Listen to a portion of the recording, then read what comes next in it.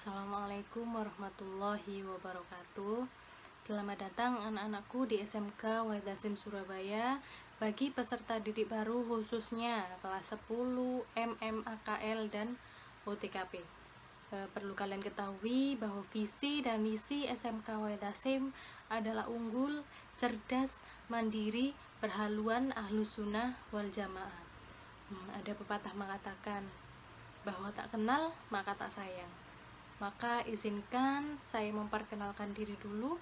Nama saya Halimatus Solihah, bisa dipanggil Bu Ika. Saya mengajar mata pelajaran Bahasa Indonesia.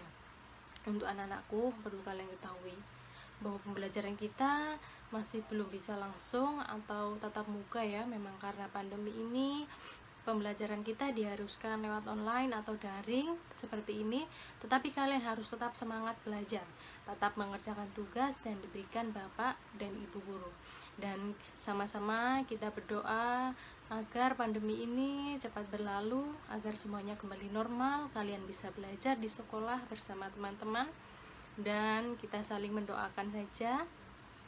Semoga kita semua diberikan kesehatan dan selalu dalam lindungan Allah Subhanahu wa Ta'ala. Amin ya Robbal 'Alamin. Untuk semester Gasal nanti kalian akan mempelajari 5 materi dan 18 KD. Untuk 5 materi itu, yang pertama kalian akan mempelajari teks laporan hasil observasi, yang kedua teks eksposisi, yang ketiga teks anekdot, yang keempat cerita rakyat atau hikayat, dan yang terakhir buku non-fiksi. Kompetensi inti, coba anak-anakku dibaca pada slide ini. Di situ terdapat KI 3 dan KI 4. Untuk materi yang pertama, kita akan mempelajari teks laporan hasil observasi. Kompetensi dasarnya di situ ada 3.1 memahami laporan hasil observasi, 4.1 menginterpretasi isi teks laporan hasil observasi, 3.2 menganalisis isi dan aspek kebahasaan, 4.2 mengonstruksi laporan hasil observasi. Selanjutnya, untuk materi yang kedua, kita akan mempelajari teks eksposisi. Kompetensi dasarnya ada 3.3 mendeskripsikan teks eksposisi, 4.3 mengembangkan isi teks eksposisi, 3.4 menganalisis struktur dan kebahasaan teks eksposisi, dan 4.4 mengonstruksi teks eksposisi. Kemudian materi yang ketiga adalah teks anekdot.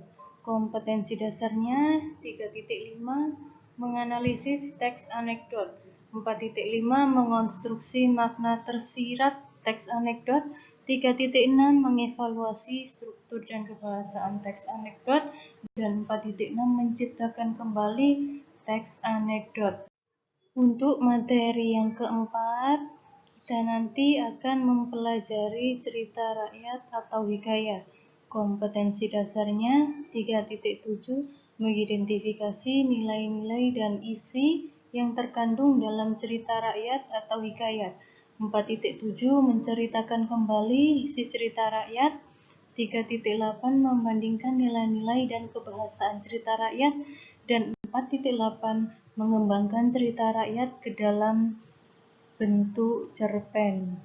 Selanjutnya, materi yang kalian pelajari yang terakhir dalam semester Gasal ini adalah buku non-fiksi. Untuk kompetensi dasarnya ada 3.9 menguraikan butir-butir penting dari 2 buku non-fiksi atau pengayaan, dan 4.9 menyusun ikhtisar dari 2 buku non-fiksi dan ringkasan dari 1 novel yang dibaca. Anak-anakku, perlu kalian ketahui bahwa KKM atau kriteria ketuntasan minimal nilai kalian nanti adalah 75. Jika kalian nanti mendapatkan nilai di bawah 75, kalian akan melakukan remedi ya. Sebelum Bu Ika menjelaskan materi pada pertemuan kali ini, dimohon untuk mempersiapkan alat tulisnya dan nanti apa yang Bu Ika jelaskan mohon ditulis. Jadi materi yang akan kita bahas adalah teks laporan hasil observasi. Untuk KD pada materi teks laporan hasil observasi, kompetensi dasarnya sebagai berikut ya. Ada 3.1, 4.1, 3.2, dan 4.2. Kalian bisa lihat pada slide ini. Adapun tujuan pembelajaran kita pada materi teks laporan hasil observasi ini adalah yang pertama, agar peserta didik mengenali pengertian teks laporan hasil observasi, kemudian prinsip mengidentifikasi teks laporan hasil observasi, selanjutnya adalah mengetahui struktur dan kaidah kebahasaan teks laporan hasil observasi, kemudian mampu menganalisis struktur dan kaidah laporan hasil observasi, dan yang terakhir adalah mampu membuat sebuah teks laporan hasil observasi. Kemudian Bu Ika akan menjelaskan pengertian teks laporan hasil observasi. Untuk yang pertama, kita akan membahas pengertian teks laporan hasil observasi. Perlu kalian ketahui terlebih dahulu bahwa observasi itu adalah pengamatan. Jadi, laporan hasil observasi itu suatu teks yang berfungsi untuk menjelaskan informasi tentang suatu objek yang telah diamati. Observasi ini dapat dilakukan secara langsung ataupun tidak langsung ya. Jika kalian melakukan observasi secara langsung, kalian dapat melalui kegiatan melihat, mengamati, melakukan, dan merasakan. Jika kalian melakukan observasi secara tidak langsung, dapat dilakukan melalui membaca, mendengar informasi, mendapatkan berita, dan sejenisnya. Prinsip identifikasi laporan hasil observasi. Dalam menelaah dan mengidentifikasi ada beberapa prinsip yang harus dipenuhi. Prinsip yang pertama adalah lengkap, yang artinya di mana data dan fakta yang ada dalam laporan harus lengkap.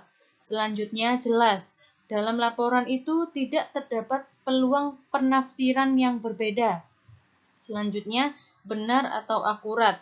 Data yang digunakan harus benar. Kemudian sistematis, yang artinya dipaparkan secara runtut dengan model yang mudah dipahami. Kemudian objektif, penulis bersikap apa adanya dalam memaparkan semua informasi. Dan yang terakhir adalah tepat waktu, di mana laporan harus disusun sesuai batas waktu yang ditentukan.